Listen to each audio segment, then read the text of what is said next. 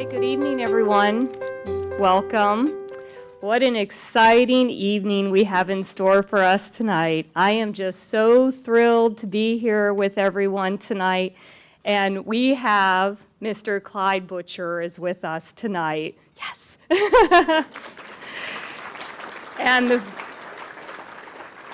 the food wasn't too shabby either, right? So how many of you have been enjoying dinner tonight? Everything is good, right? Thank you to Banquet Masters for the fabulous food tonight.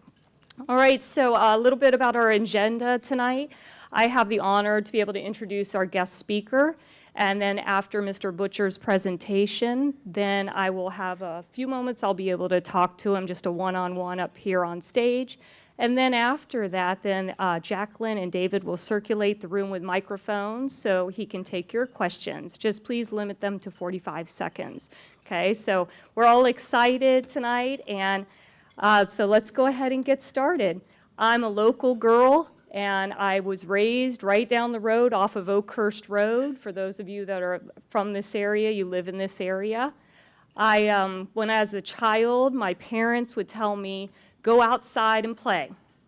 Come home at dinner time. Well, come home at lunchtime. We'll throw you a peanut butter and jelly sandwich, but come home at dinner time later on. So how many of you have had parents like that, right? And they just go outside and play, come back later, okay? So I was forced to go outside. I had no control over this situation at all. I had no option. And so I have to thank my parents, but because of them and because they really didn't want to watch me, I had to go outside all day. And back then, we lived again right down the road, and there were a lot of woods back then. So I spent my childhood riding bikes and building forts and collecting bugs and lizards, and it kind of laid down my pathway in life, didn't it? So now I love nature and I love the environment. So I'm very thankful to spend my youth outside. Then, 19 years old, I started college here at St. Petersburg Junior College, and we didn't have 4-year degrees back then, so I was able to get my 2-year degree, and then I went to USF and then UCF. Then my first job out of college, I worked for the South Florida Water Management District as their public relations environmental education person. And that was the first time I was introduced to Mr. Butcher's artwork. During the time, we had the P2000 initiative for Preservation 2000 to preserve 2,000 acres worth of land in the state of Florida. And we had his artwork on posters, and we were able to give out these posters to very important people. They were like gold to me. You had to be a very good, deserving person to get this poster because it was the most beautiful, exquisite thing that I had ever seen. I had seen folks that, had pictures of birds at local parks, but I had never seen artwork like this before in my life and was in complete awe. So after that, I then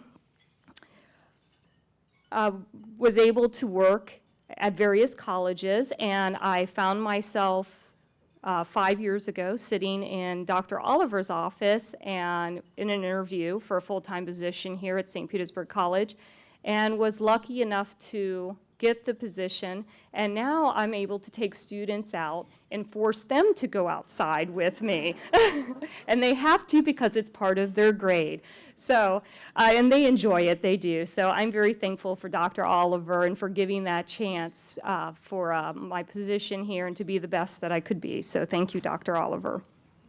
So 6 months ago, I was sitting in a staff meeting, and Ann Larson was at the meeting. She is the director of the Leeper Ratner Museum, and she said that Clyde Butcher is going to visit the Leeper Ratner on December 8th, and during that time, they're going to start his exhibit that's going to run for quite a period of time. And I think my reaction was, I think I hyperventilated a little bit. I think I kind of, Clyde Butcher, Clyde Butcher. So I looked over at my colleague, and and they were like in communications or ethics, and they're just sitting there.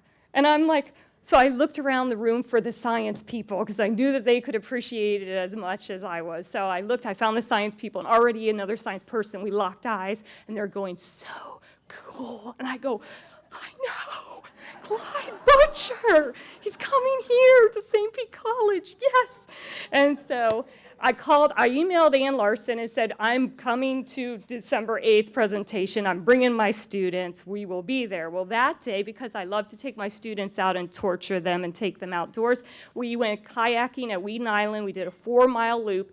And at 1 o'clock, a student said, Professor, it's 1 o'clock. And we knew that the presentation was at 4. And I'm like, get off the water now, right? We've got to get to the Tarpon Springs campus. So we went straight there. I mean, we looked like we had just been kayaking for 4 hours. And so I'm sure we smelled like, because we were playing with the horseshoe crabs and, anything we could get our hands on. And I'm sure we were stinky, but we were very happy to be there because we walked in and Mr. Clyde Butcher was in the room. And so we were all very, very happy to be there. So I emailed David Clements, who's the director of the Institute, and oh my goodness, it was fabulous. He's amazing. He's wonderful. Those folks at Village Square really have a treat in store for them because I've seen one of his presentations now. So he emailed me and he replied and said, would you like to be the moderator? And guess what I did? I hyperventilated. I was, and so I was at home, and my husband, the big bald man here with the maroon shirt, he's used to me. So he's, what's going on, Kelly? Because we're like yin and yang. See, he's very mellow, and I'm hyper and very spazzy, right? So what's going on, Kelly? I said, oh my goodness, they want me to be the moderator. And my first reaction was complete fear. And I said, oh, I can't do this. There's no way. Dr. Oliver will be in the room, and Mr. Clyde Butcher will be in the room, and he may actually be looking at me, and I can't do it. And so, so my husband, what did he say? What did you say, hon? You're doing it. And he said, I want you to email him back, woman, right now, and I want you to say you're doing it. So I emailed him back and said, okay, I will do it. Send. Okay, so I'm here. And I've never done this in my life, folks. So if I totally mess it up, it's his fault. And you could throw dinner rolls at him. Okay, so Clyde Butcher. Wow, right? We all understand wow, right? Because you're here tonight and you love him. You all love him, and that's why you're here tonight. Some people equate him to Ansel Adams, and I say shame on you because he's better. Because he photographs Florida, and there's no place better than Florida. And again, I was raised off Oakhurst Road, so I don't know any better. But I think that his artwork is breathtaking and amazing. Back in the day, folks saw wetlands as very sinister. There's gators out there that could rip your arm off. There's mosquitoes that spread disease. There's creatures from the Black Lagoon. So really, an only good wetland is a drained wetland or a filled wetland, right? Well, his artwork has changed that. People now see and appreciate these areas for what they are. Not only are they beautiful, but they're essential to our survival, right? Right. So it's very fitting that his talk tonight is called Preserving Eden. Preserving Eden. How very fitting. Not only is Mr. Butcher's artwork breathtaking, it's educational, and it's inspirational. It really is. So tonight I hope that he can share with us how he gets those pictures. They're gorgeous. How he finds those spots. How do you find those spots? I don't know. They're just beautiful. And how do you get the lighting right? How do you get that snapshot in time, that moment? How do you find that moment? And what inspires you? Because I think I can talk for everyone in the room that I say that you truly inspire us, sir. You really do. So a little local girl, nature-loving girl, standing up here in front of you tonight, folks. It is my great honor to say these words. Ladies and gentlemen, let's all give a very warm welcome to Mr. Clyde Butcher.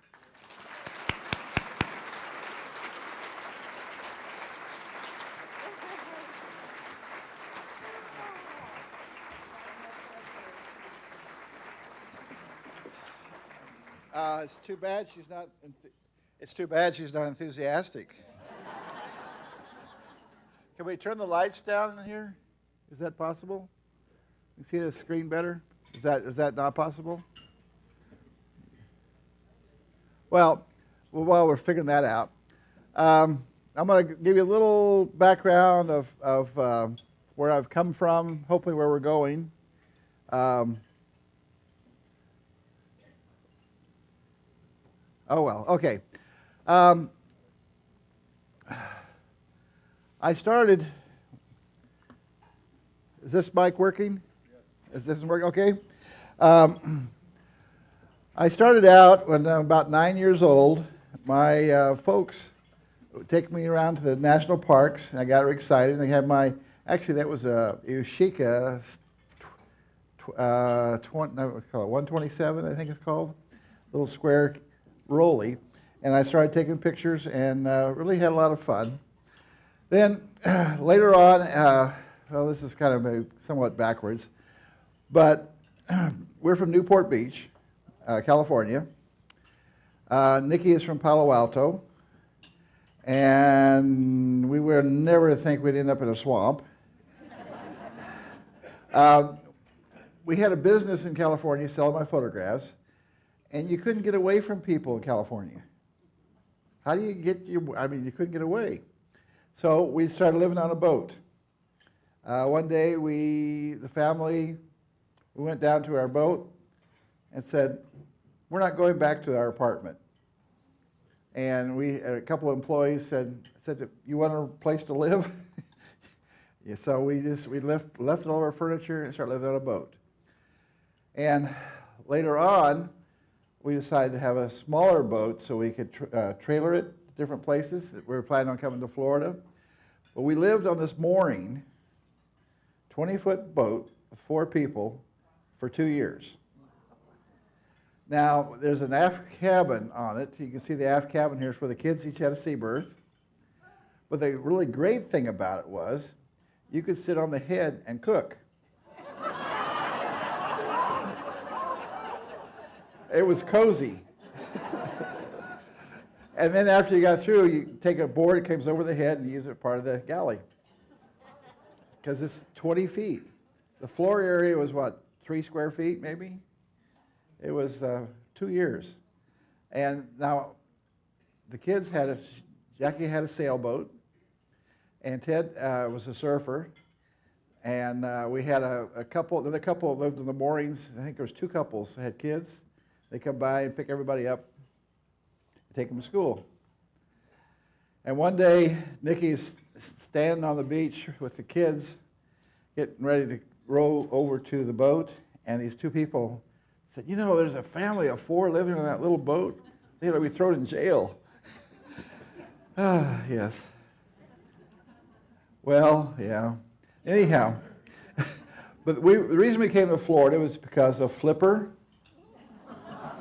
and Sea Hunt. It was for the sailing. It wasn't. We sailed our other boat to Mexico, and we were anchored. One time we had 1,000 feet of anchor line out, and I saw pictures of people in Florida jump out of their boat, walk up, and pick up their anchor. And I said, that's our kind of place. So that's how we came to Florida. Now, I didn't see anything in Florida to photograph. And we ended up on Fish Eating Creek. There's a little place on Fish Eating Creek. It's called Tom Gaskin's place. And there's a sign on the road, if your husband doesn't stop, take his shoe off and hit him in the head.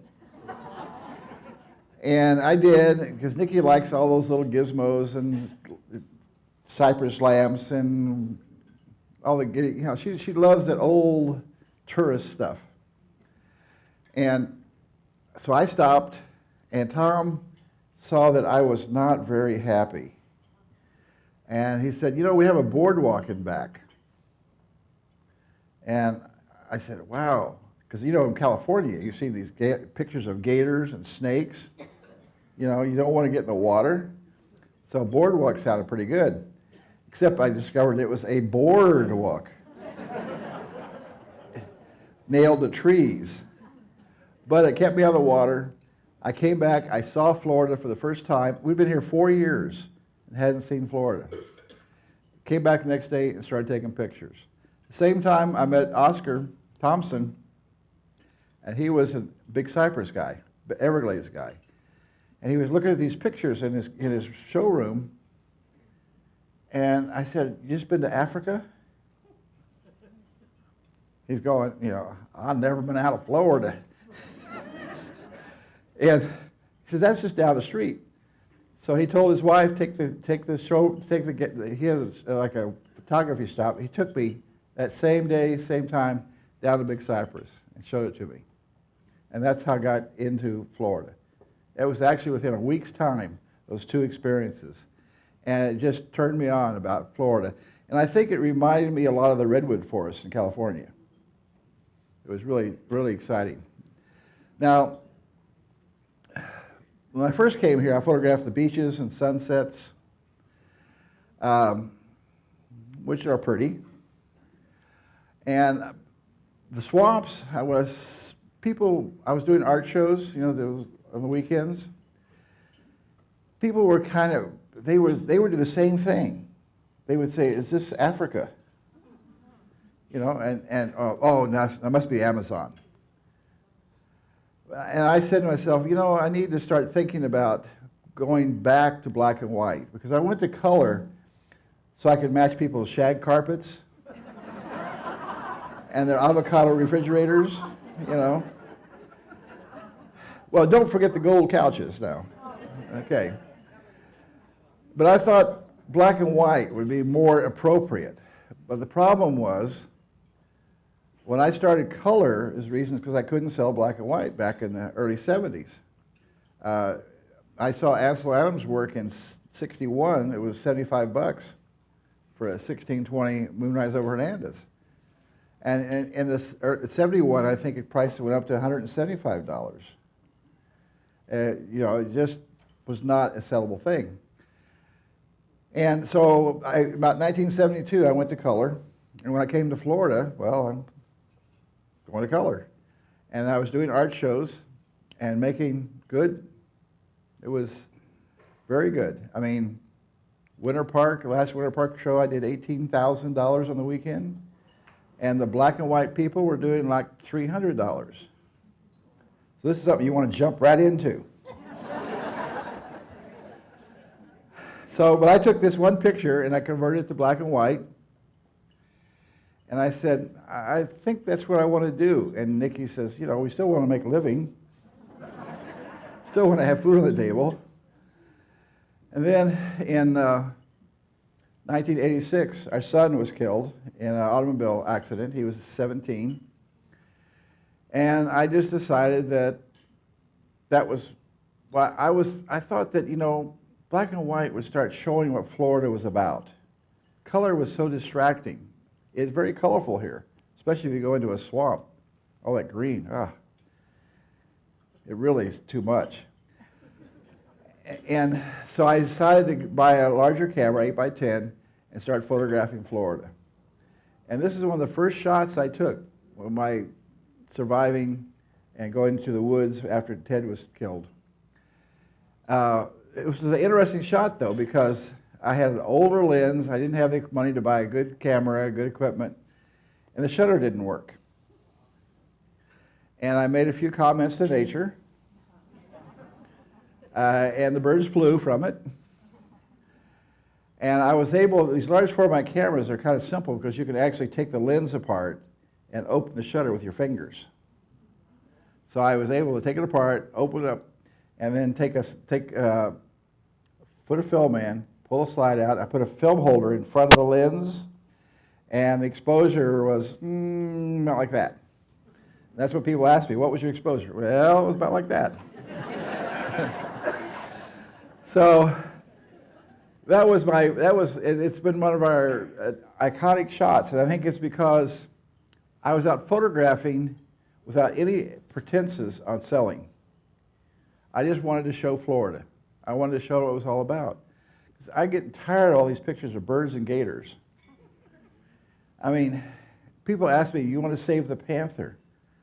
I don't want to save the panther, but if I save where he lives and what he has to eat, he can take care of himself. And that's how nature has to work. You can't take care of nature. Nature has been here a couple million years and they've figured it out. So this is one of the second shots I took, and this is, I didn't realize that it was all cattails. I thought it was sawgrass. This is how naive I was back then. Now this was an experience. Oscar takes me out for several times without getting into the swamp. And this day, he says, we're going to go out to this little grove here. I said, in the water? Well, he said, well, sure. And I didn't realize that's what the base looks like. It's basically rock. And when you step in it, it's crystal clear. It's not like in the Big Cypress, it's rain-driven. And it's as pure as a Rocky Mountain stream. And there was no mosquitoes either. It's hard to believe. Then I started expanding my view. This is up by Jacksonville, that area, Amelia Island. We had the wind-blown cypress in California. Now we got the wind-blown oaks. Have you ever seen fog in August? This was fog in August at 95 degrees, 100% humidity. I had a heck of a time trying to focus. I mean, I had fog on my lenses, my glasses, fog on the viewfinder, fog on the lens, but I got some really great shots. Now that black stuff, now I'm from California where they have oil wells, and we have oil on the beach. Actually, you go to hotels, and like Santa Barbara, they have in front of the door of the hotel room, they have paint thinner to clean your feet. Now, do we want that in Florida? Sure we do, yeah. But anyhow, I thought that was oil, and I discovered it's not. It's a living organism. If you see on the left side there, those two little slots, that's where two trees were, and it grew over those trees. But it's hard. It's really weird. People from all over the world will come to view that. The next fun area is Apalachicola. Now, how many people like to say Apalachicola? Isn't that a fun name? The guy that was taking me out here, he was a local tour guide, and I saw the shot of where I wanted to be, and he's trying to maneuver the boat to shore, and I'm saying to the guy, what are you trying to do? He says, well, I'm going to get you ashore. Well, I don't want to get to shore. This is where I want photographs right here. So I just jumped out of the boat. He says, photographers don't jump out of boats. But when you have a view camera, you got to jump out of the boat. And that's the photograph. I mean, you're being there. I'm trying to get you there in my pictures. Now, this particular situation, it was too deep. So we tied the boat to some cypress knees, and everybody held their breath because it was like a 2-second exposure. It's kind of hard to boat in 2 seconds. So, but I got the shot. This was a project we did in Apalachicola for PBS. We're doing a lot of shots. I've done a lot of work at PBS. I'm working with Elam. Well, I should say this. You were talking about you were working with water management. This is kind of back to the story, but that's where I learned about the ecology of Florida. It was from the South Water Management District. It wasn't Sierra Club, it wasn't Audubon, it was actually the Water Management District that I learned about Florida. Everybody there except the directors are pretty good people. So everybody knows what I'm talking about. Okay. So, now I've discovered places where I couldn't photograph because I could get out of the boat, but I couldn't get back in. So we were up, this is up on Highway 60. It's called Blue Cypress Lake. It's just east of Lake Kissimmee. And I said, you know, we need a ladder. So I went down to Walmart and got a ladder so I could get out of the boat. I could get out, but now I could get back in, which is kind of good. Because the shore was just straight up and down. You couldn't get any place. And there was a lot of interesting things on the shore. I saw a lot of water moccasins and a lot of gators, and I said, this is nice out here. So, but that's the shot. And see, you feel again like you're there. It puts you there like you're in a canoe. Excuse me. This is back to Fish Eating Creek. We go back there all the time, Fish Eating Creek. And it's just a marvelous place. A lot of gators, a few crocodiles, I don't think we've seen many water moccasins there. I don't think we've ever seen one. I'm sure they're there.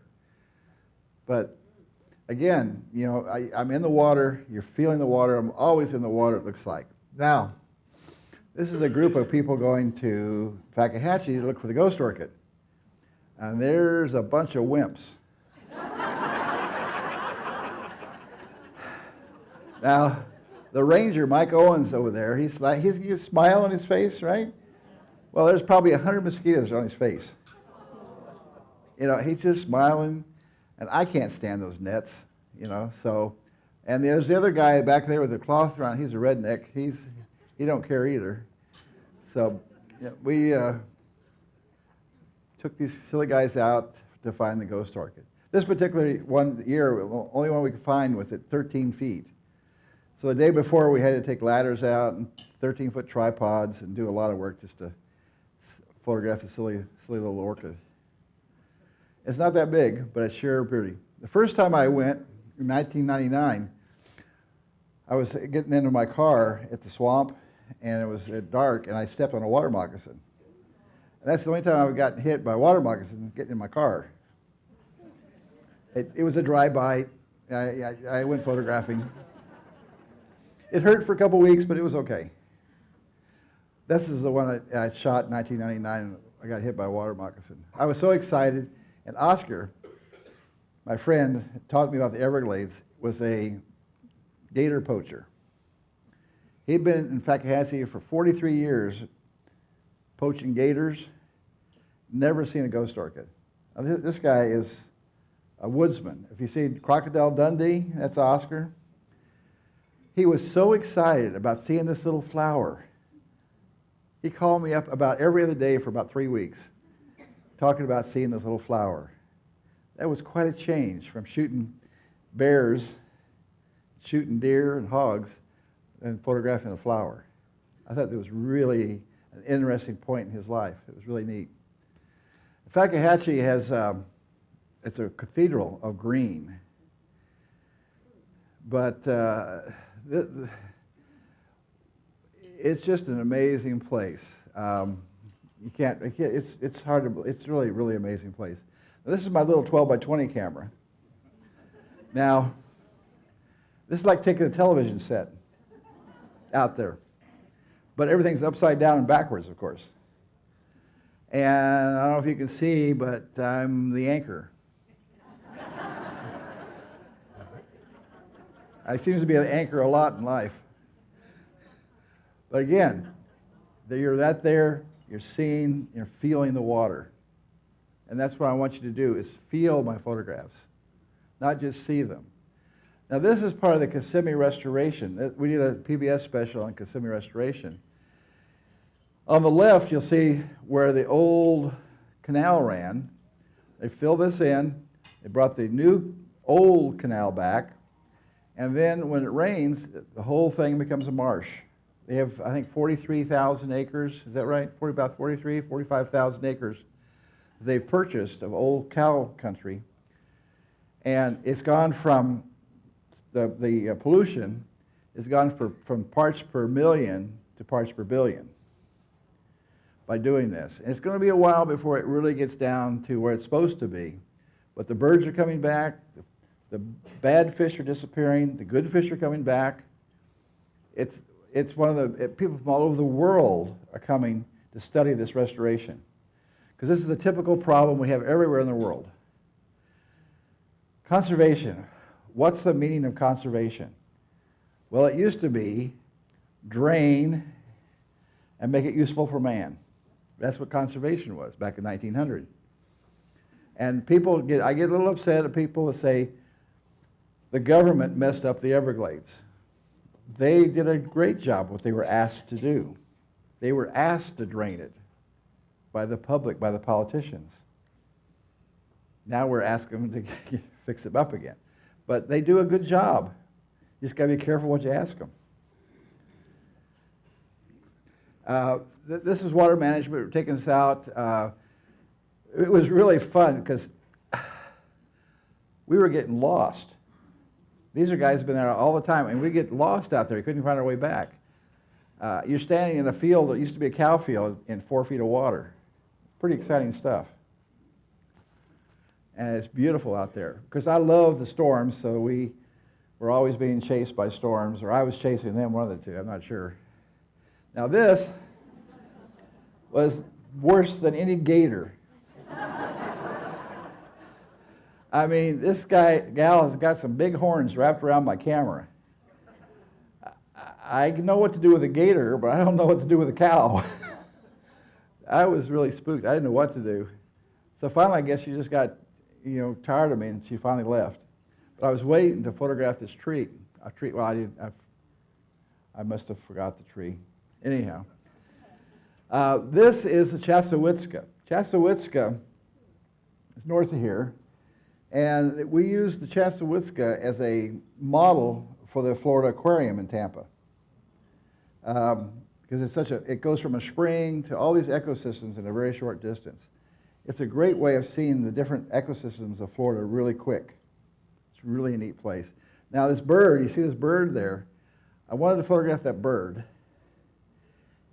but every time I'd come, he'd leave.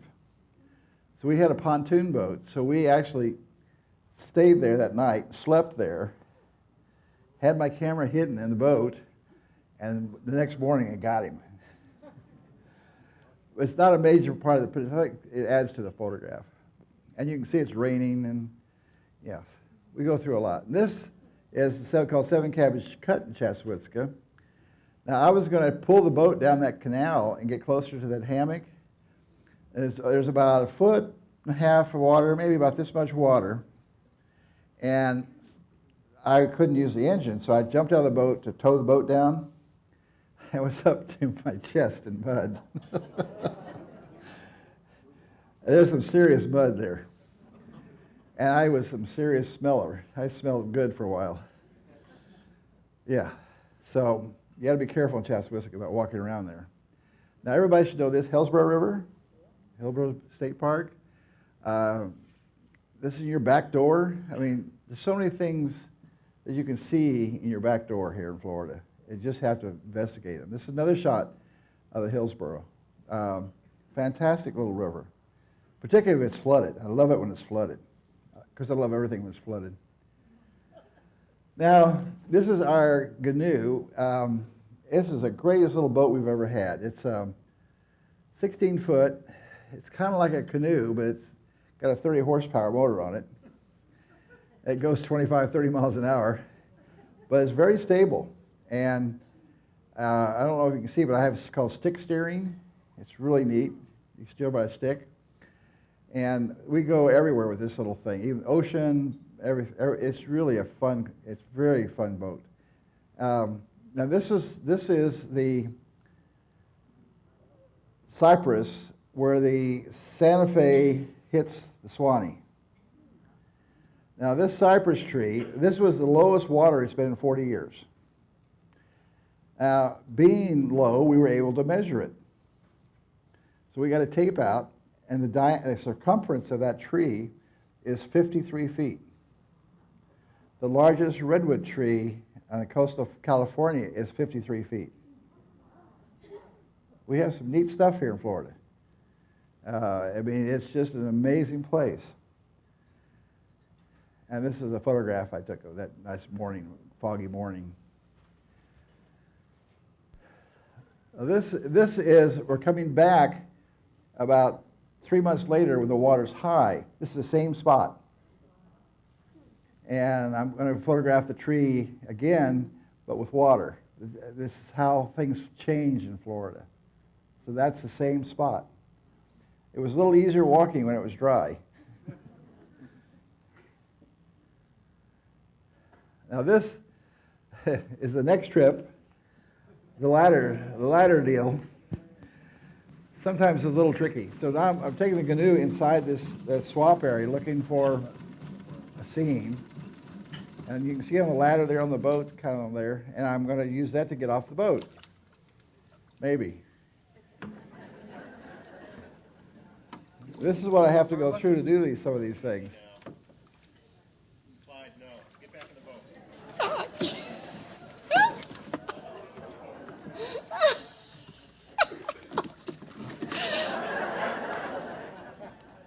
I didn't lose the ladder.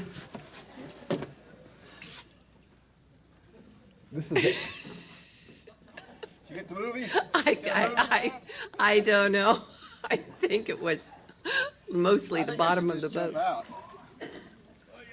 Yeah, but if you jump out, no, don't jump out. I think it's safer. So cold. I want out. Help. We had some friends with us, and Kevin's coming to the rescue. All right. I want out of that boat. Take the pictures. Oh, it's kind of soft.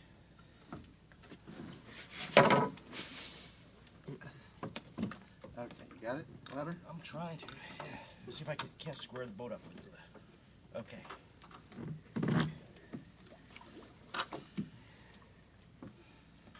Perseverance. That's wake up time. Wake up time. It was cold. That's wake up time.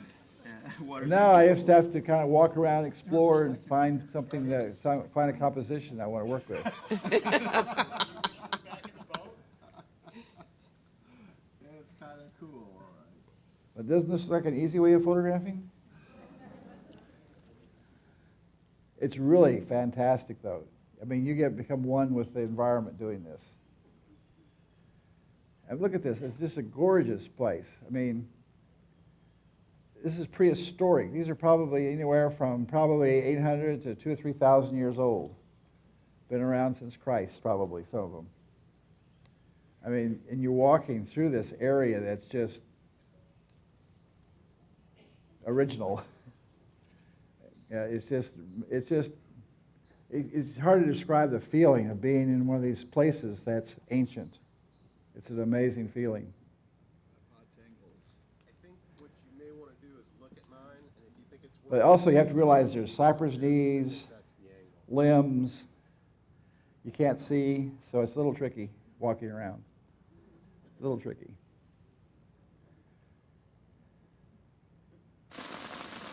Now this is another experience I have to wait. I see a good shot, but it's raining. So what do? You look for something else, or you just sit there and wait. And we always carry 3 or 4 umbrellas. I put garbage bags over the camera. The shot's all set up. Garbage bag over my backpack. And we waited here for what, 2 hours? 2 hours.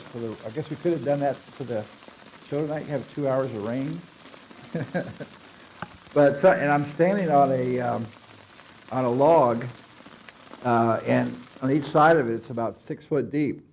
So if I move, it's very scary. And this is a shot we got. I think my mic is going crazy here. My ear is weird. Okay, so that was worth the wait. And that day, I think that was the only shot we took that day. One shot.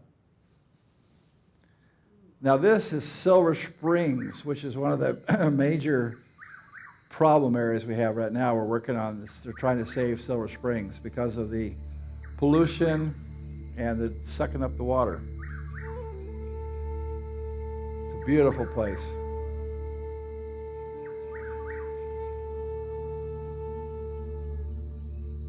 You have to realize all this is iPhone. All done with the iPhone. It's amazing. Amazing camera. I'm turned on by the iPhone. It's so easy compared to what I do.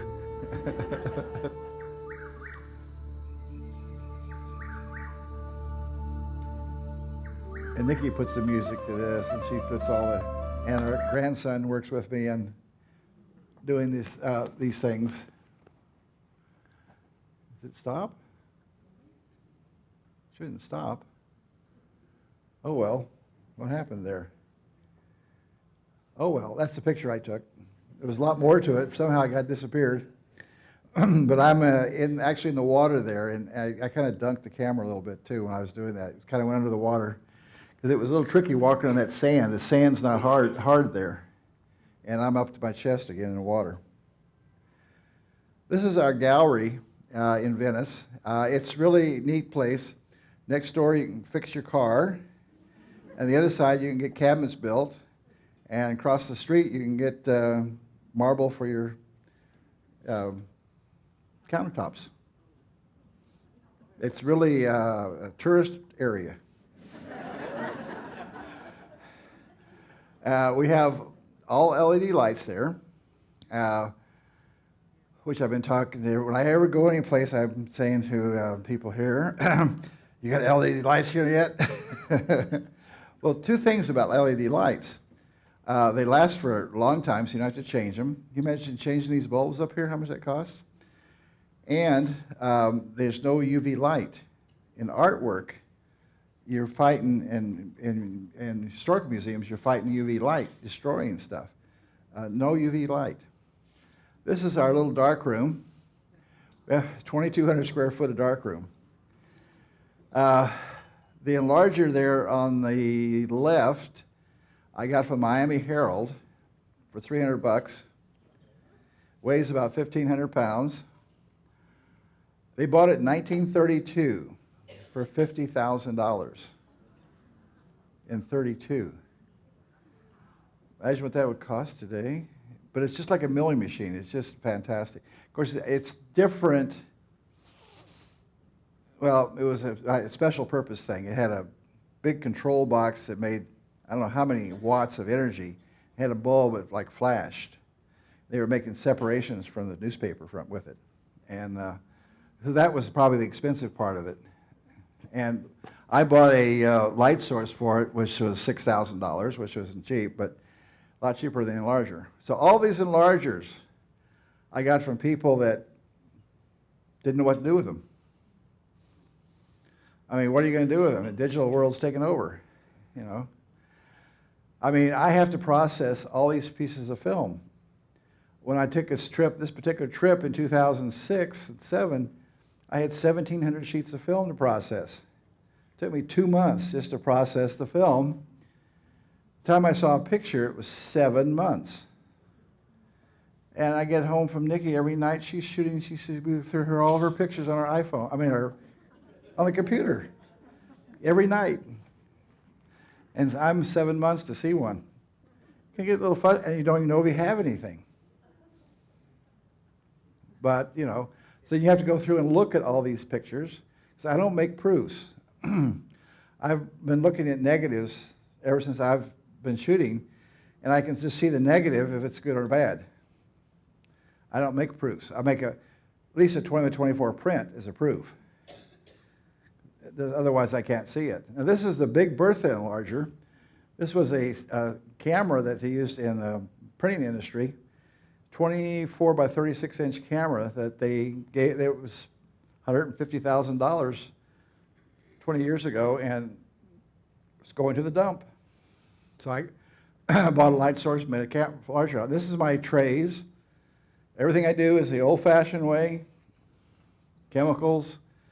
I think one of the interesting things about doing prints in the darkroom versus the digital, when you're making tests, and you have to make several tests, sometimes up to a week making tests, every time you make a test, you're looking at it in the sink. And you look at it again, and you keep studying it. It's not just, you know, well, flash in the computer. So you're really becoming one with the print. And the big ones, it takes about a week to get one, a 5 foot by 9 foot print done. It takes about a week.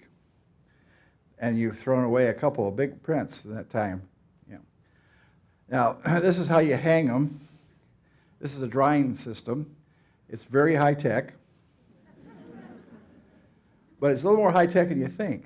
That paper is 56 inches wide. When it gets wet, it's paper. It expands 2 inches. So when it dries, it goes and reduces down 2 inches. So those clips have to move as it dries. So it's a little bit trickier than you think it is. Yeah. So this is our Big Cypress Gallery. This is on Highway 41, halfway between Naples and Miami. 50 miles to Publix in Miami, 50 miles to Publix in Naples. Heart of the Everglades. Now, I should get a picture. You got to give me that picture. The one of the panther. We have a panther followed our employees into the gallery. And we have pictures of it, what she took with her cell phone with the panther's nose on the glass door. That was not good. Not good. He was hungry. She was hungry. It was a she, yeah. It's a sad story, but it didn't have a good ending either. Well, anyhow, I don't want to tell. Well, yeah, anyhow, it was an interesting situation. We had to close the gallery down for a couple days, get the rangers out there, and we had to mark off the driveway, so we didn't want customers getting eaten. So, anyhow, it was an interesting experience. And this gallery has all LED lights, too. We went from 12,000 watts to 1,200. We eliminated 11,000 watts of heat by just changing the light bulbs, which made our air conditioning bill go down $200 a month. I mean, it's like setting 5 space heaters around the building and air conditioning the space heaters. That doesn't make much sense. So that's been a really big improvement. Now, this was a fun experience. President Carter brought his family. Every year between Christmas and New Year's, he takes his whole family on an adventure.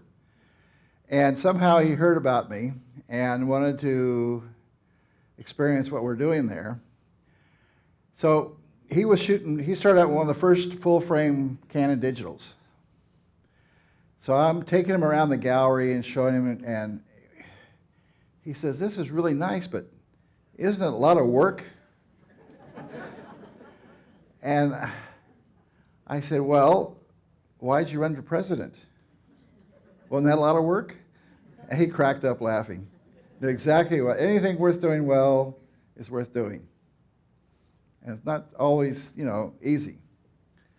And then after that, we took the family on a swamp walk. And you could see a shit-eating grin. This was really, the fun part was the Secret Service, though. They had come, I don't know, 3, 4, 5 times to figure out a trail for him.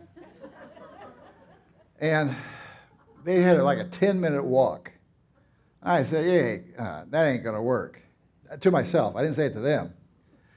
And we were where they wanted to turn back, so I said to the president, "Now, if we go straight, water gets deeper, but it really gets pretty. But the Secret Service doesn't want us to do this." Don't believe them. I'm the boss. We're going to go straight. So we're heading off straight. Secret Service are heading off right. Guess what happens when they lose sight of the president? Panic. They were thrashing through their guns and everything through the swamp there. It was pretty scary. The one lady, though, there has to be a special one for her. The ones for Carter can't touch anybody but Carter. So he has Secret Service for her. And she was, I don't know, she was 6 foot tall, big girl. And we started out and she says, "You can't pay me enough money to do this." She was scared. Halfway through, she says to me, "Boy, I'm getting paid to do this." It was a whole different thing. When you take an adventure behind our gallery, and you have to understand, it's probably one of the pristine places in the Everglades, because we're in the exact center. And we're higher than the Everglades. We're at a phenomenal 10 feet. It's, it's air blowing, it's just the height, it's just, But it's really a gorgeous place. This is one of the areas that gets a little deeper. We used to take people through the deep part, but gators kept popping up next to people, and we said, maybe that's not a good idea, But so far, we've had thousands of people through. We've taken maybe 5,000 to 10,000 people through, and they make really good spokesmen for the Everglades, because it's an amazing thing to do. We do this is it next weekend? Every weekend. Well, we do every weekend for Saturdays for small walks. Then we do on President's Day weekend, we do a big walk. So you're all invited. We do it until the end of March. From October 1st to March 31st. Is it 31 days? Anyhow, something like that. But the reason we don't do it we used to do it on Labor Day. We do a little bit on Labor Day now? No, we don't do anything on Labor Day. That's when all the gators are hatching. And we discovered that one day, because the nest is right by our house. The nest they've been using the last couple of years is like, what, 8 feet from the house? You know, and you can see them taking out the eggs and taking them into the water. And they get a little aggressive, you know, that period of time. But we saw something really exciting, though, happen. It was 3 or 4 or 5, 6 years ago. The male gator's job is to eat the little guys, the babies. And, of course, the mother is to protect the babies. And the big gator stays on the other side of the pond. She's on this side with protecting her kids. All of a sudden, he starts nonchalantly cruising over. She sees him, and so she turns around and starts cruising over towards him. I was with 2 or 3 scientists, and they say, now watch this. She's going to thrash him, going to chase him away. Well, she didn't do that. She went up to him, and it was like she was kissing him, nose to nose, real gently. Then she put her arm around him and gently swam him away. It was the most loving scene you'd ever seen. Animals will surprise you. You got to be careful. These guys are really interesting, I tell you. Now, these look like people that were not happy, huh? And they're all wet. Now, when you come, we have to bring, the choice of footwear is tennis shoes, and we have changing rooms so you change clothes. Because you do get wet.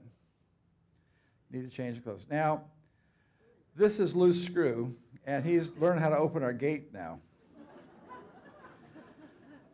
He's the one that did the kissing and the, you know, I think she said, you know, you ain't getting them this year. But they've been a pair ever since we've been there. The two same gators have been a pair, a couple. I'm not sure he's, well, you know, he fools around, yeah. But he won't let any other gator back there. But he can go, you know, he's coming back from the front pond after servicing the girls up there. So this is our house. I don't know if you can notice, solar panels. Got to have solar. Well, you don't have to, but it's just nice for the environment. We rent that out as a rental now for, you know, for vacation, 2-3 days a week. And we don't have guard dogs, but we have guard gators. I mean, we had one group of photographers there. They were sitting having lunch, like right here, and he comes out of the swamp right next to him, walks down the road. They had some fun photographing that. We had a bear 5 or 6 years ago. We have a little Volkswagen Bug, and Becky had just taken groceries upstairs. And I don't know if you know a Bug, the back comes up. She comes down to get her purse, and a bear is jumping out of the car with her purse. Had a breakfast bar in the purse. And we had a friend, Jeff, that's, so I'll get the purse for you. And so Nikki goes, oh, no. And so he goes out chasing the bear, and the bear would not let him go. He would just follow Jeff. And Jeff would stop. He'd stop about, 10, 12 feet away and just look at Jeff. Then Jeff would start walking. And he would stop. The bear would stop. So it was quite an interesting experience. So this is one of my favorite pictures by Oscar took just before he passed away. It's in Fakahatchee, deep water, swamp apple time. It was really a neat time. We were looking for ghost orchids. But this is a picture that I wish I could have taken. And I think this was really important in the environmental movement when we first saw the Earth from the moon and said, hey, we're just a little planet out in the middle of space. We have no more resources. That's it. And we got to treat this thing as if it's round. How many people here treat this Earth as it's round? Everything comes around, goes around. So we got to start thinking about it, not treating it as flat. Should I ask my dirty question? How many people here have solar on their home? 1, 2, oh, this 3, oh boy, this is a big crowd. This is the first time more than one hand's been up. That's great. We should have every hand up. And solar is so cheap today. It's down to as far as 60 cents a watt now. When I first bought it, it was $6 a watt. It's really economical now, but you got to use it. So, okay, so that's my presentation. And you wanted to ask me some questions or something? Uh-oh, I'm going to get drilled here. Okay. Is this going to sit here? Yes. Okay. Home fire. What do you call it? Home on the range? Is my speaker? Yeah, still working, I guess. Yes. Okay. Yes. So I'm so privileged to be able to ask you the first couple questions, and then Uh-oh. we'll open up to the crowd. And Okay. so you had said that you like to photograph from the heart, Right. not from the head. Can you elaborate on that? Well, you know, how do you, people ask me, how do you do what you do? And I have no idea. And I think if you figured out how you do it, you're no longer an artist. My grandmother and her sister were psychics. I look for chaos. Now, when you have visual chaos, you have biological order. A lot of scientists have a problem with that. Say, no, it's an order. I said, no, but it's visually chaos. If it's not in chaos, man's been there. But I walk along, and it just, something feels right. Now, you have to realize I do wide angle. The way I visualize a shot sometimes when I'm ready to take a picture, I go like this. And that's my shot. I'm embracing the picture. And I set my tripod down, take the picture. I've had people with me when I photograph, and they see the print, they'll swear they weren't there. Really? You can't That's see neat. what I shoot. It's impossible to see it. It's a feely thing. Feely thing. Yeah. Mhm. You ever hugged a tree? Yes. Everybody's got to hug a tree. That's Now, right. there's a study, this is brand new. There's a study going on in Japan now that when you're in the woods or in a lot of, particularly in a lot of trees, it raises your serotonin level. You get happy. I believe it. And it's actually a physical reaction, not just a pretty emotional. It's actually physical. And they're learning that trees are chemically talking to one another. There's a lot of things in nature, they've worked this out over millions of years, and they're getting this thing figured out. Yes. So where do you find these cameras? We saw Oh. different cameras. Where? Well, I bought my first 5.7 in 1972, and that was the year that everybody was going from Graflex to 35 and 2 1/4. All the newspaper people were saying, we're dumping all their view cameras. I bought it for $100. Today, the same camera, this camera was built in 42, is $2,000. Because the whole large format is coming back. Yes. A lot of people, though, are not printing in the darkroom, but they're printing digitally. Right. But there's something about using a view camera that works. Now, you can get brand new ones now. They're actually made all over the world. China's making them, Japan, England, America. Let's see, I think there's two people in America left making them. They may only make 3 a year, but they're still making them. You can get a brand new camera. Right. Yeah. Wow. So we all know that you're very passionate about the environment and really particularly the Everglades. And so what do you think is the biggest threat to the Everglades? Would it be pollution or development or? What's the biggest threat to Everglades? Well, it's the same threat to all of Florida. It's too much. We're basically working on the Roman plumbing system. Mm-hmm. We haven't changed since 2,000 years ago. I mean, you can't have this many people and have a civilized, healthy situation without costs. Yes. And people don't want to pay for anything. Yes. Mm-hmm. Now you go back in time, the Dust Bowl. Dust Bowl was planting wheat instead of buffalo grass. When there's no water, no grass, no roots, gone. Japan had that mercury pollution in their bay there, and they're still working on fixing it. This was in the 60s. And Cuyahoga River in Ohio was burning. It was getting smog. It was like in LA. At one point, it was like, wow, there's smog today. Then later on, oh, it's clear today.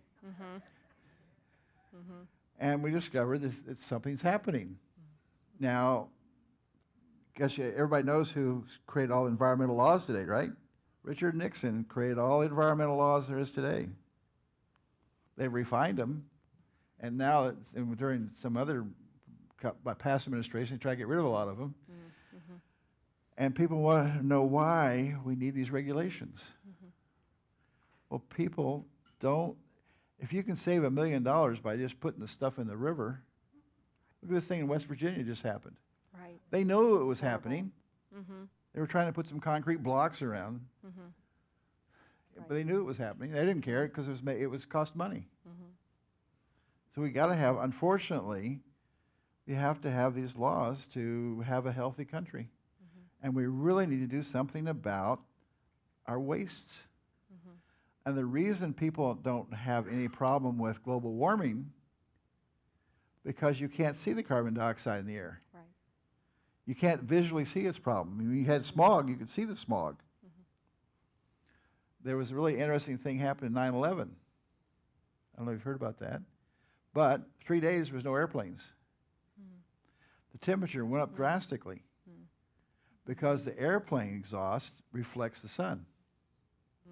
And if you've seen over the country, it's like a big umbrella over our whole country, these exhaust from the airplanes.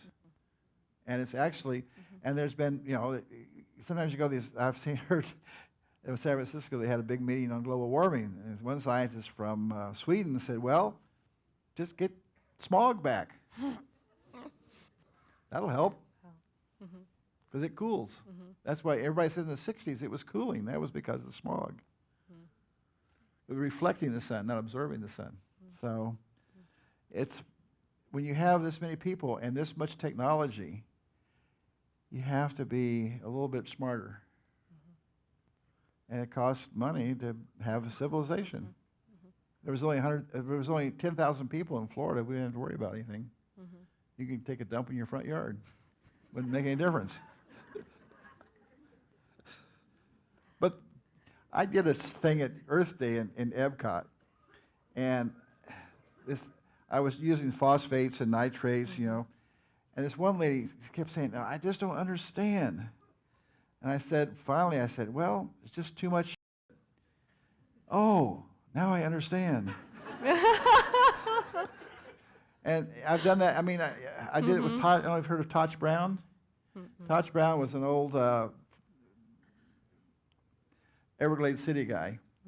And he wanted to have a meeting with the head of water management and head of the park because he wanted to burn. And he wanted to know what this Everglades restoration.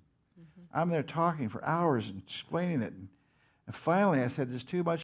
Oh, okay, I understand now. Yeah, he's got it now, right? You have to, people don't want to use that word a lot because we don't want to think about it. Right. We just flush it and it goes away. Well, it doesn't go away. So, anyhow, that was a long answer, wasn't it? That's okay. That was a great answer. Do you think our current government is spending enough money on restoration of the Everglades? Oh, I heard a couple answers. Well, he wants to try to make you think he's doing something. I've had experience. We have a slip down in Goodland, and the owner of the marina there, I was talking to him, and he said that they had the guy from the state that regulates mangroves. Said, now, if you want to cut mangroves, this is the time to get rid of them, because we're told not to enforce it. Wow. Okay, so this is the Wow. kind of governor we're working with. Shocking. Yeah. Yes, well, it's not shocking; it's just normal for him. But I have a thing with him in February for United Way up there in Tallahassee in February, and he and Nelson and Rubidoux and those guys, and I sure hope somebody asks me if I'm going to vote for him. But I won't say anything politically unless he's there and somebody asks me. I wouldn't, That's all. I'm not saying anything I wouldn't do right now. Right. But, there's also a proposition coming up on the ballot in 2014 to restore the, basically the 2000, The Preservation 2000. 2000. But it's a constitutional amendment, and I think it lasts for 20 years if we pass it. And it's on the ballot now. Great. So we get a little closer, we'll start doing some advertising on it and explaining it to people. It comes off your doc stamps. So it doesn't cost you any extra money. Just that they can't use the money for what they have taken it away, because they took that away. Preservation 2000. Yeah. So. Well, I think it's time to turn it over to the audience. Anybody have a question? Yeah. What do I do for? What do you do to stay away from snake bites? I don't step. I try not to step on them. But if you don't step on a snake, sometimes there'll be a water moccasin rolled up in the path. You just take your stick and walk him off. He doesn't want you. Now, the thing is, I don't go out in May and June because that's mating season, and they get a little testy. So you stay away from May and June. And if I do go out May and June, I wear chaps. They have these new carbon fiber chaps. They're really lightweight. You put around your legs so they bite you, it doesn't go through. Hopefully. Can we Yeah. get the questions on the mic, if possible? Okay. Yes. Okay. So that everyone can hear and It's not, those on the video. Okay. Great. There's some questions in the back as well.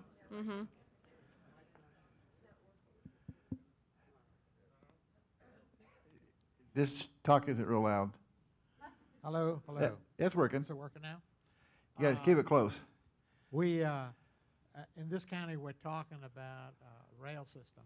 Closer. And the reason they're talking about a rail system is because they are anticipating higher density of people. And at the same time, if you're going to experience in a relationship between density and the destruction of the environment, Well, actually, in reality, it's better to be more dense than it is to take up all this land for flat living, because you can concentrate it all, and that way you can capture all the bathrooms and process it.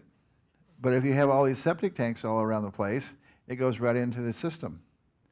So actually, higher density and leaving ranch lands alone is better. I mean, 1,000 people are coming into Florida. 25% of the baby boomers want to move here. It's a challenge, and I think the only solution is more density, but not more area. Let's put the people in the same area we're using now, and take rid of all these flat houses, and if you have to, make high rises. just a follow-up question. My experience is when density gets to the point where it becomes like a major metropolis, the first thing people do is head out for the places you're talking about. Right. Well, that's good. Not to live there, but just to experience them. No, I mean, they're moving out, called the suburbs. Well, going out. there's something called zoning. You can zone it agriculture, and they can't do it. That's all there is to it. There were some questions in the back. Sir, we'd like it to be on the On the tape, we'll get on the tape. Clyde, when I first discovered your photography, which is magnificent stuff, that's why everybody's here, you had shot Florida and just one other state. So I go back maybe 10, 15 years in what you've done. Lately, you've been shooting a lot more around the country. Talk to us about that, what your experiences have been, if you would, please. Well, you know, it's really, this is a magnificent country, and people ask me, why don't you go to the Amazon? Why don't you go to Africa? I can't even photograph all the places in Florida. This is a gorgeous country. And I think it needs to be explored, and people get to, everybody's on the bloody internet now. Kids are outdoors about 5 minutes a day. They've got to get these, maybe these pictures are so fascinating. They say, I want to go see that. I want to go out to see the Grand Canyon. I want to go out and see the Redwoods. I want to go out and do these things. And the problem is everybody, all the congressmen around the country are involved in the saving of, from global warming. It's not just Florida. So we've got to work with all the different senators and congressmen around the country. So if I explore all those places, they'll be able to relate to what I'm doing. It's a big issue. I mean, in fact, we have to sell people in California on the Everglades so that the federal government will keep helping save the Everglades. I mean, people in California know Everglades, swamp, nothing to that. What do you want to save a swamp for? They don't realize it's a unique place in the world until they see it or be out here. It's fun to take Californians out in the swamp walk. I imagine. I mean, out there you can put your camera down anywhere you want. Now that sounds silly, but it's pretty exciting to be able to put your camera down. Mr. Booker, your experience in the environment is extensive, and you see and hear and feel things that we normally don't. My question to you is our water situation here in Pinellas County. And we're getting our water north of here, and we're starting to see a lot of sinkholes. And I want to hear your theory on sinkholes and good, clear water. Well, there's a pretty simple theory. Water companies are sucking it up. The cattle people are moving in this area, north of here. They're sucking up billions of gallons. The Silver Springs, if it keeps going the way it's going, in 12 years, it'll be empty. Think how many sinkholes are going to happen when that happens. I mean, we asked water management, well, how much water are they pulling out in the Brooksville water district? They don't have any idea. They don't care. I mean, Florida is unique, and I think there's only one other state that the water is supposed to belong to the people, and that's Nebraska. And we seem to have no control over that. I mean, somehow we're going to have a different way of getting in the managers of water management areas, because they're all appointed. And if you have a dummy as a governor, you're going to get dummy people running it. Or, I mean, I first started water management. It was the people working there were great over in the East Coast, but the guys or the boards were all developers. They had all their own developing issues between that and sugar. So water is obviously going to be it's probably going to cost more than gold pretty soon. I mean, how many people think they can live without water? You know, I mean, like I say, the whole plumbing system is so stupid. Why is it not required that every house in Florida have a cistern? You'd solve two problems. One, you'd never suck up any water. And two, that's a non-porous area where that water then goes off the roof and goes into takes your fertilizer from your lawn and pushes it into the street, which pushes it into the system.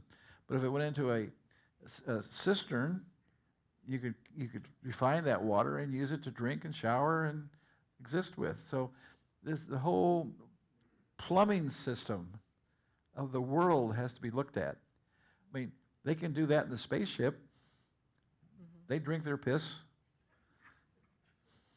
right? Okay. I mean, sometimes you just got to get down to basics. But, you know,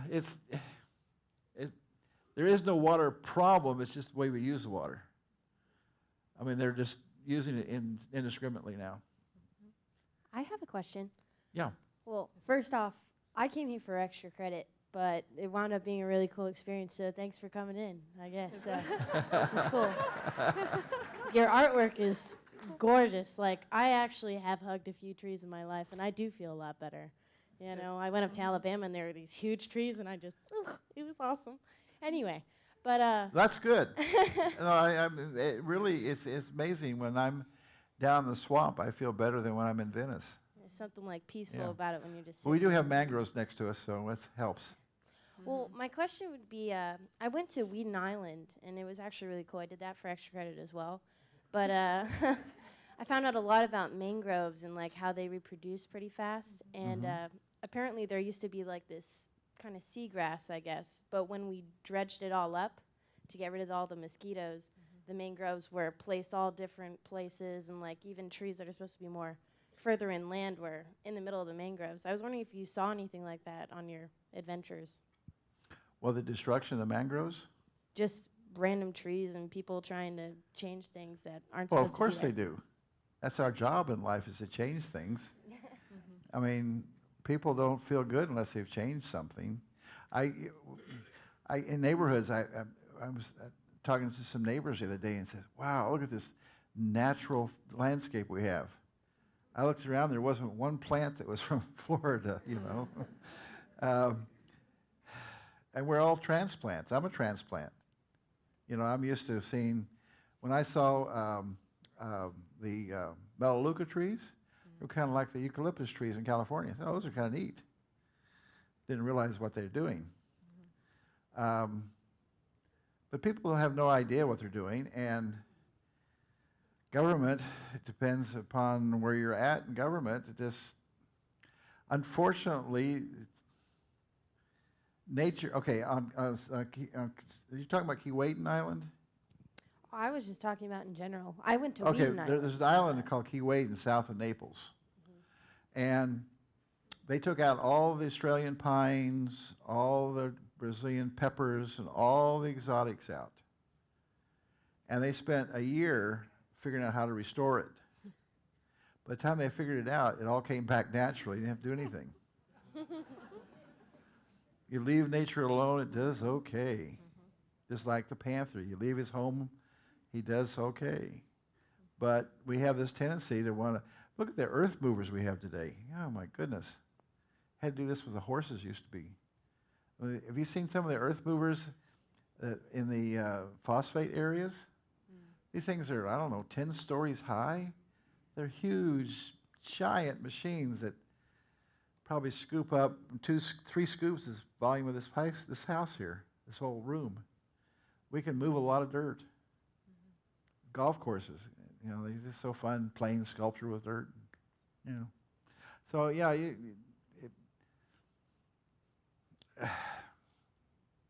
it's frustrating. I mean, I'll give you a really kind of an interesting, not a good solution, but an interesting illustration of Haiti and the Dominican Republic. Haiti is democracy. Dominican Republic is a dictatorship. And in Haiti, you can do anything you want. Dominican Republic, if you cut a tree down, you can go to jail. So we have to have a compromise somewhere on how to run governments. Thank you. Yeah. As a photographer who spends a lot of time in the Everglades, how do you feel about cryptozoology, specifically like the skunk ape, and how do you feel about any of the photographic evidence that's out there? Oh, the skunk ape? Oh, the skunk ape is Dave's brother. I mean, that's really logical. I mean, you see how his brother walks. You see the movie of the skunk ape. It's his brother. Yeah, there's no doubt about that. But he is a hoot. I mean, I'm not thinking just about Dave. I mean, we've gone to the research center, but there's other people like in Mayaca, and that's not Dave. Well, we had a big thing back in, gosh, it was probably 10, 12 years ago. We had the men in black come to the gallery. We had the researchers that researched the things in the Alps. They were all out looking for the skunk ape. And I have a really experienced, what was the governor's name? He was governor in '69 here. Claude Kirk. He was going to, we had just made gator hunting illegal, but you could still sell them in the hides in Louisiana and New York City, for some reason, New York City.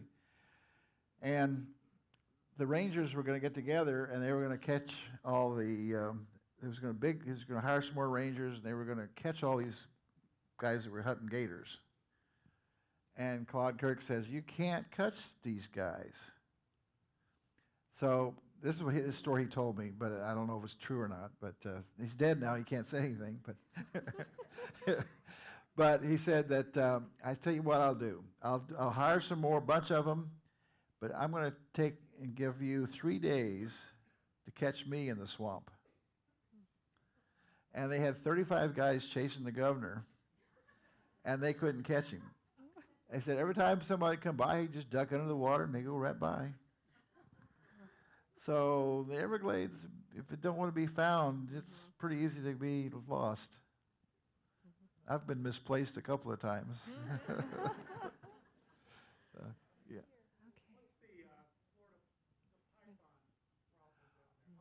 What's the python problem?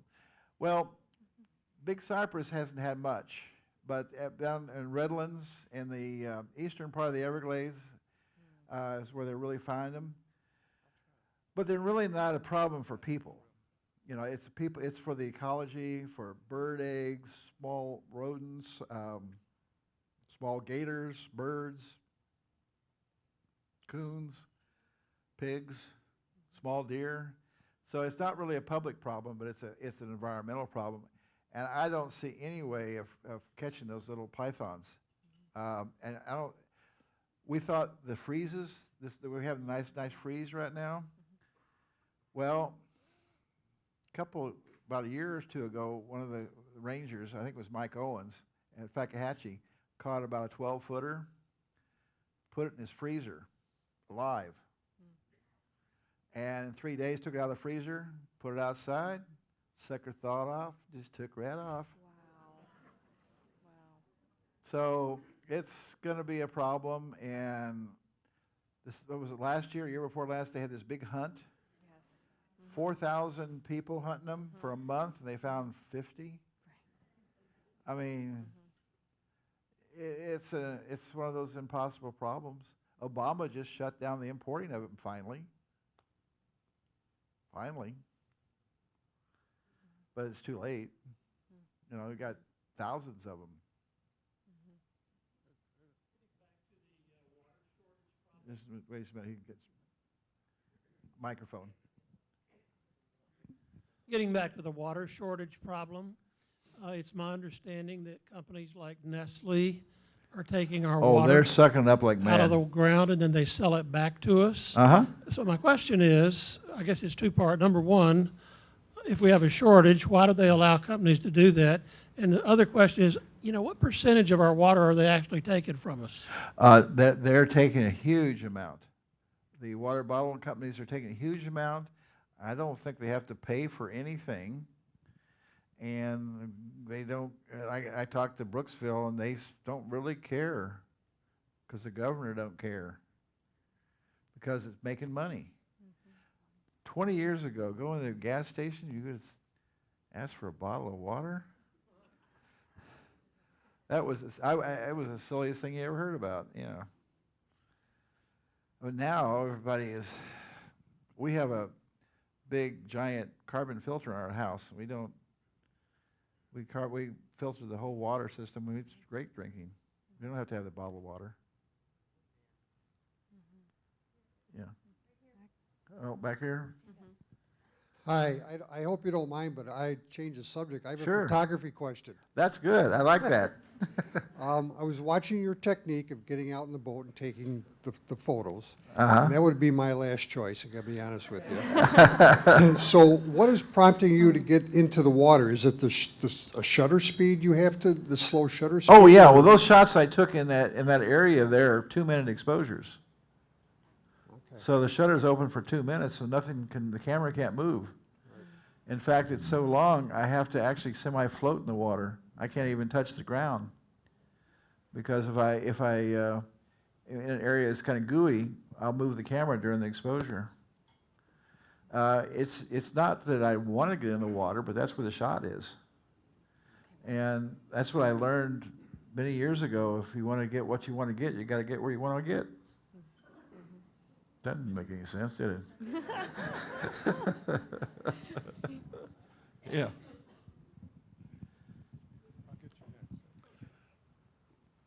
Your presentation has touched on more public policy issues, and so eloquently and gracefully and without the sort of weird politics that usually come to bear in our public discourse these days. Right. You have probably touched on 10 significant public policy issues confronting the state. And you have presented them in such a way that is so compelling. I expect that every person in this room is now motivated to go home and make a change in their life to, because of the things that you've suggested. Thank you. I'm going to apologize now. Have you written this down and I just missed it? It's like when I try to teach photography, I just know it so well that I just assume everybody knows it. Maybe you could give me a copy of this and I'll see tell me what I said. Because it just comes out.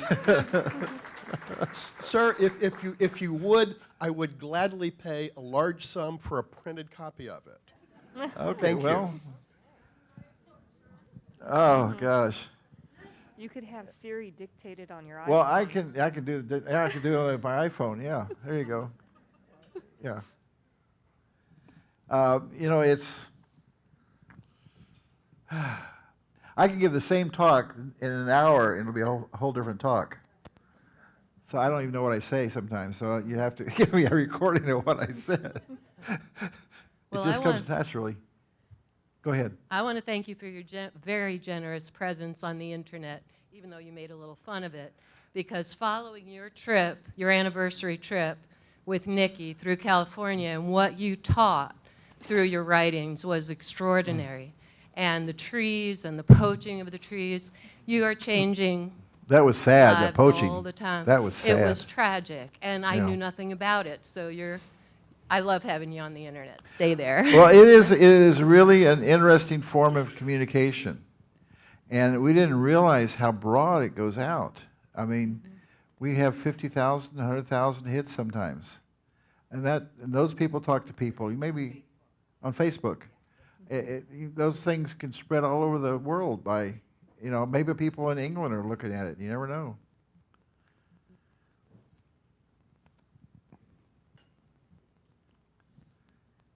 What is your favorite part of the whole photography process that you go through? Gosh, what's the favorite part? Well, when I click the shutter, sometimes I know that I have something. That's pretty exciting.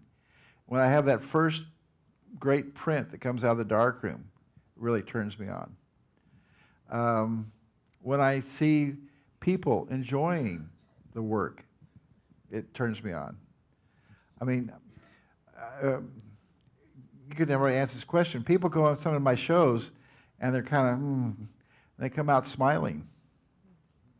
That's pretty exciting. But sometimes you go to a museum, you come out, what was that all about?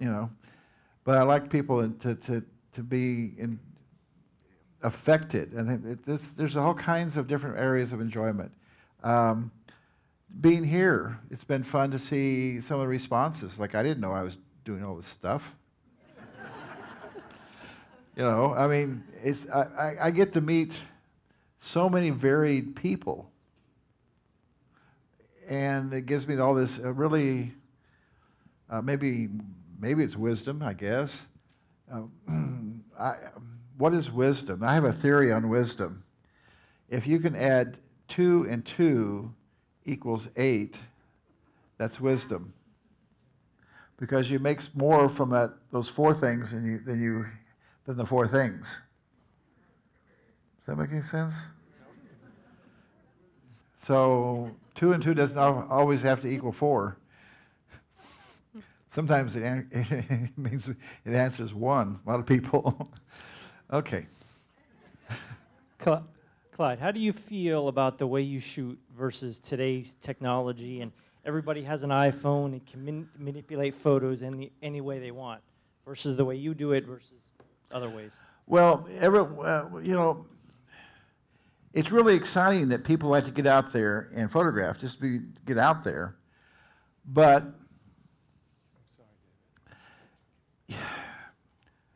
every once in a while, I have a Canon 5D that I've tried to play with. I have a 2 gig card, and it's the same card. I haven't filled it up for 5 years. If I go out with a digital camera, I take maybe 7 shots a day. People need to spend more time in being with the scene than going clickety, clickety, click. There was a rule of thumb in film. 8 by 10, if you're shooting 8 by 10, you shouldn't shoot more than 2 sheets a day. If you're shooting 35, you shouldn't shoot more than 1 roll a day, 1 to 2 rolls a day. My best day I've ever shot, I shot 12 shots. And when you're sitting there waiting for a scene to happen, you get to enjoy the scene. But I see people click, they're gone. I mean, particularly, I shouldn't say this, but the Japanese, when you see a whole Japanese bus full of people, they're out there and go, and they're back in the bus. That's one of the problems with these bus tours. When they have bus tours out to our gallery, they spend, an hour there? And they actually give people a little experience about the Everglades. So you need to, when you shoot, you shouldn't, if you shoot more than 20 shots a day, you're really doing bad. I mean, you haven't seen anything. You haven't felt anything. You got to feel what you're doing. I mean, that's important. Yeah. Yes, sir. I was just wanted to know your unique style of developing pictures. How long did it take you to develop that? I've never seen anybody else photography quite like yours that has the unique contrast of light and dark and all the shades in between. Well, that's. Could you repeat the question? I'll repeat it. It said, how do I get, question, the black, the white, and all the shades? Many hours. Well, no, I mean, every negative, even when I redo a negative, it's very minute adjustments in the darkroom. Most people print with graded filters, or they're half grades. Well, I'm using 10ths and 20ths of grades. Very fine adjustments. If I can get a picture in a whole day, I'm doing good. It's an easy picture. But most of the time it takes 2 or 3 days. Now, and kids go when they're first learning photography, they go in the darkroom and they can't get it in 15 minutes. I've been doing it for 50 years and can't do it in 15 minutes, It's a lot of patience. And painters, they say, well, photography, just whip it out. Well, no. I've seen painters paint a lot faster than I photograph. In fact, I was at a mall, doing a mall show way back in, I guess it was the 80s. And this guy was painting a picture every minute. Wow. and they were painted on mirrors, and they put them in a pizza box, and people would carry them away, stacks of these things. I couldn't sell a photograph, yeah. Yeah. Okay. As a follow-up to Chuck's question, on the final products that are in the gallery, how much dodging and burning is involved in your production? A lot of dodging and burning. Now, you have to understand, I'm a couple steps newer generation Ansel Adams. Ansel Adams didn't have any good variable contrast paper. We have some very good variable contrast paper. That means there's half the emulsion, a part of the emulsion is sensitive to green light, which is low contrast, and the other is sensitive to blue light, is high contrast. So what I do is usually I adjust the picture I leave the green all the way up, I adjust the blue so I get the overall picture. And then there's areas maybe that need more burning, but they need burning in low contrast. So I turn the blue off and burn with low contrast. Some areas need to be burned with high contrast, so I turn the green off. It's basically the first version of Photoshop. There's a lot of these little fine adjustments, like the choppy one after the moonrise. There's an area that has to be burnt in with green, green, green. And if you did it with a blue-green, you'd have a black line around it. So there's a lot of little fine tricks I've learned to get that gradation. You'll see, it's what's neat about film is in digital, if you blow out a sky, it's gone. But in film, it's sitting there. You just got to get it out. And sometimes I'll work on a negative and I give up. And a year or two later, I'll say, that's how I print it. So each negative sometimes is a challenge. It's not like there's a standard way of doing it. There's a standard way of getting bad prints. Yeah. Right over here, Clyde. Over here? Yes, sir. Okay. Thank you on that for taking me back to my film days. Are you having any trouble getting film and paper nowadays, since some of the companies like Kodak have closed down? Well, actually, Kodak paper has been gone for 10 years or more. Yeah. But their film is interesting. Part of their bankruptcy is they gave the film division over to their retirement people. So they have people that retired folks own that division now, and the film is semi-readily available now. I just looked in B&H the other day, and they carry 8x10 T-Max 100 now. Paper-wise, Ilford, T-Max sales are up 20% last year. Black and white is up. The paper is up in sales. Things are going up in black and white and down in color film. Because the digital people, the color in digital work is so much easier and probably better than film in some respects, because a color print done chemically or a print done with inkjet, either one will last. So you don't have to worry about it. Neither one of them are any good, so why use either technique? Doesn't matter. This is probably going to have to be our last question Okay. in order to stay with our time limit. Who do you have here? I think it was one over here. I have a short one. Do you have a personal favorite photograph, and how many photographs do you think you've taken or do you know over your lifetime? Well, I've taken a lot in respect, like sometimes I'll see a scene that's changing. I'll take a lot of pictures, maybe 15 and 20 sometimes, but it's only really one image. I don't photograph a lot. When I did the dunes, I shot one negative all week. I just did a shot. It's called Cigar Orchid Pond. I worked 11 years on getting that shot. I probably have got fairly good, probably maybe 1,200 good ones. I've taken more. I've probably taken 5,000. But, I mean, digital, you can do that in a week. You've done it, huh? And you probably didn't get anything good.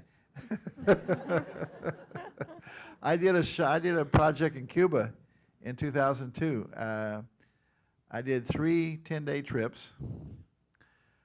In the 60 days, well, 30 days, I took 60 sheets of film, and 52 are in the book. Particularly in Cuba, you don't want to waste anything because you can't carry much stuff over there. But anyhow, I don't shoot a lot. But I spend a lot of time on a picture. It's not, if I feel something's worth it, like that cigar port, I actually started in 2000 and finally got it in 2011. And, well, I shouldn't say, a couple years I couldn't find it. But it's not the quantity, it's the quality. I think that's true of everything in life. Particularly of having a quality wife and a quality daughter.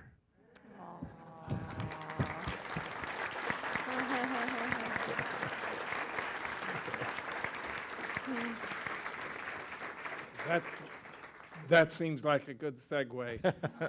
And I'm not going to let this end without introducing Mrs. Clyde Butcher and their daughter. Nikki, would you stand up, and Jackie, who have come.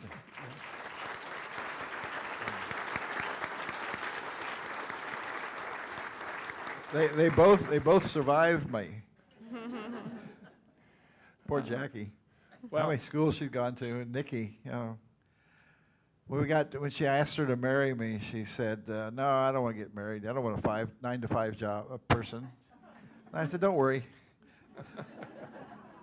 So every once in a while, she says, "Let's go 9 to 5 sometime," you know. Well, I know that we could go on a lot longer. I'm sorry we couldn't get to everyone's questions. Clyde will be out in the lobby signing, and maybe he'll chat with you for a second. But I want to take this time to thank him and ask you to recognize him, and also Kelly for her role as moderating.